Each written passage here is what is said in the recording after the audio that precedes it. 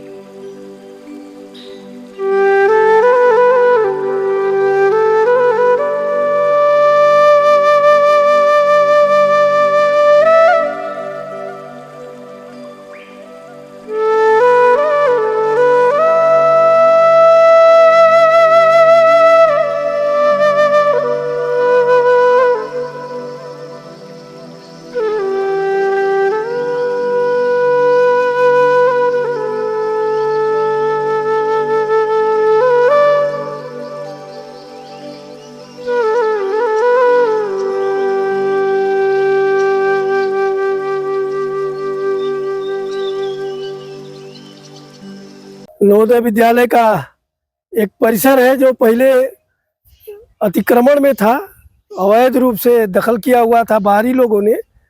और मुझे याद है इसके पहले 13 संभवतः प्रधानाचार्य आए और गए, और लेकिन इसको खाली नहीं करवा सके। मैंने भी इसके पहले के 2-3 प्रधानाचार्यों से कई बार बात किया था, प्रयास किया था, लेकिन किसी ने साहस नहीं जुटाया। लेकिन आज जो वर्तमान प्रधानाचार्य जी ने ये जो काम किया है, ये तो एक नवोदय विद्यालय पहिला पुल के इतिहास में स्वर्णाक्षरों में लिखा जाएगा। जो विद्यार्थियों को यहाँ के मैदान की कितनी बड़ी कमी थी, तो वो कैसे इन्होंने ये किया है, हम जानना चाहते हैं। इसमें मैं थोड़ा सा समय लेना चाहूँगा। जो बाकी के सभी काम है वो एक प्रिंसिपल का मूल कर्तव्य, उसको करने ही चाहिए। तो उसमें मैं कोई अलग से उसका कि मुझे उसका कुछ अलग से आप क्रेडिट दीजिए, ऐसा कुछ नहीं है। किंतु ये एक ऐसा काम था जो जिस पर मैं सचमुच गर्व कर सकता हूँ।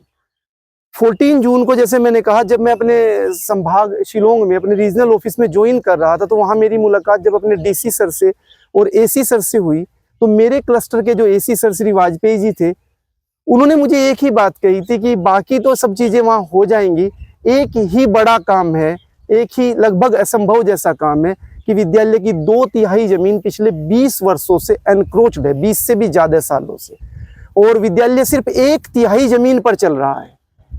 अगर वो हो सके तो उसमें संभावनाएं ज़्यादा थी, यथार्थता की उम्मीदें कम थी। मैं पिछले 2 साल से रात को जब भी सोता था तो सोते हुए सोचता था कि ऐसा क्या संभव है, क्यों नहीं किया जा सकता। तो इस दिशा में मैंने कई सारे कार्यालयों से भी संपर्क किया, कई सारे अधिकारियों से भी संपर्क किया, तो परिणाम की तरफ चीज़ें नहीं जा रही थी। फिर मैंने इसको मतलब व्यक्तिगत रूप से एक ठान लिया कि इंसान के जीवन का कोई अर्थ तो होता है। क्योंकि जब मैं अपने 550-600 बच्चों को इतनी छोटी सी जगह में खेलते हुए देखता था, हमारी बच्चियां 200-250 बच्चियां एक छोटी सी जगह, वो खेल नहीं पा रहे, इधर बॉयज को जगह नहीं मिल रही है, और इतना टैलेंट, इतनी अक्षमताएं, लेकिन उसके लिए हम उनको इंफ्रास्ट्रक्चर ना दे पाए, जबकि विद्यालय के नाम पर दर्ज है। विद्यालय के नाम पे दर्ज होने के बाद भी ऐसा, बीच से एक नदी है, छोटा सा आपने देखा है, तो बहुत दिमाग लगाया कि भाई क्या करें। तो अंततः मैंने एक उपाय सोचा कि अगर हम यहाँ एक ब्रिज बनाइए, आप घुमा करके अगर इधर देखा भी होगा तो एक छोटा ब्रिज जैसा है, वो ब्रिज बनने का हमने परमिशन लिया हेडक्वार्टर से, बहुत स्पेशल केस में। और इसमें मैं अपने कमिश्नर सर को बहुत बहुत थैंक यू बोलना चाहता हूँ कि वो उन्होंने मैंने सिर्फ एक बार दर्द बताया कि सर एक छोटा सा ब्रिज की अगर परमिशन मिल जाए तो हमारी वो समस्या, पुरानी बीमारी दूर हो सकती है। और सर ने तुरंत कहा कि इसको कल के कल दे दीजिए, और वो कल का कल सिर्फ कहने का कल नहीं था, तुरंत वो लेटर मेरे पास आया कि आप इस काम को करिए। उसके बाद इसको करने के क्रम में बहुत सारी चुनौतियां आई, बहुत सब लोग, कुछ लोग धमकियां देना, कुछ लोग ऑफिस तक आ जाना, पहले भी ये हो गया है, गोलियां चल गई, ये इस मतलब वो ज़्यादा मैं डिटेलिंग में नहीं में जाऊँगा। कई बार फैमिली के नाम पे थ्रेटेंड करना, वो सब चीज़ें, पर प्रशासन में ये सब एक हिस्सा है। जब आप कोई साहसिक कदम उठाते हैं तो इस तरह की चीज़ें होती हैं। तो आज हम इस स्थिति में है कि ये पूरा जहां तक आपकी नजर जा रही है, वो सामने हमारा भारतमाला प्रोजेक्ट है। वो रोड के इधर की सारी जमीन गर्व से मैं कह सकता हूं कि जवाहर नवोदय विद्यालय पाइला पुल की है। और बहुत जल्द 30 मार्च का हमारा बच्चों का जो रिजल्ट का एनुअल प्रोग्राम होगा वो यहीं पर होगा। और हम बहुत जल्द हमारे बच्चों को अप्रैल के महीने में यहाँ खिलाना शुरू कर देंगे। आने वाले समय में यहाँ बड़े बड़े ट्रैक्स होंगे, फुटबॉल के ग्राउंड होंगे, वो सारी सुविधाएं जो किसी भी बच्चे को मिलनी चाहिए, नवोदय के बच्चे को मिलनी चाहिए, मिल पाएंगी।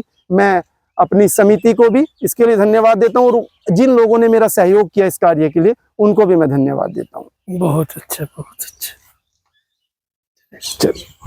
संघर्ष अगर ईमानदार हो तो सफलता निश्चित होती है। अंतिम भाग में जानिए अभिभावकों के लिए क्या किया।